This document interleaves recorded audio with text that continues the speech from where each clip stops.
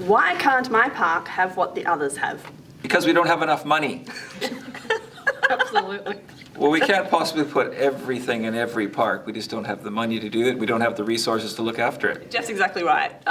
So for an example, for playgrounds, we've got 139 of them across the city. If we start putting more in, they cost at least $35,000 to repair. We have to replace them every 15 years. You can see how this is extrapolating into a huge amount of massive money. And the city can't afford it. So we streamline the process. We get as much variety in as we possibly can. And we allow for the diversity across the city so that everybody has access to some components equally. Okay, how can I protect the environment? There's many ways that we as individuals can protect the environment. Start participating in the FOGO program and making sure that you recycle properly. Another way that we can really help the environment is planting native plants in our home gardens. This provides food and habitat for local animals that will use your garden as part of their wildlife corridor. So when you're developing your property, if you're lucky enough to do that in the city of Melville, instead of removing all the trees on your property, why not retain a few and look at the benefits that those trees will provide your home, your family, and may increase your property value. Why do we need to recycle? Isn't it all just going to landfill anyway? No, it's not. It costs anywhere between 2 and 3 times to landfill than it does to recycle.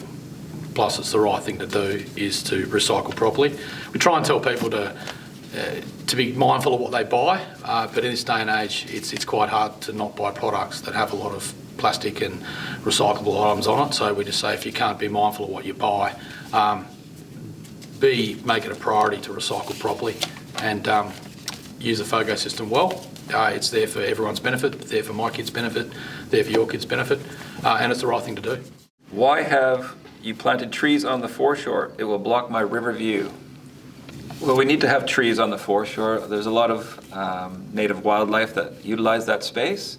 I understand that the community who are lucky enough to purchase property along the foreshore would like to have views, and we try and retain view corridors where we can. So it's trying to find that balance between the native needs of their native animals and what they require and what our community needs. As humans, we actually need vegetation. We need oxygen to survive, and vegetation produces oxygen. So it links in with our own survival and our own health and our own well-being. So just to say that a view is more important than people's health and well-being is kind of an interesting statement. Why is the city using glyphosate?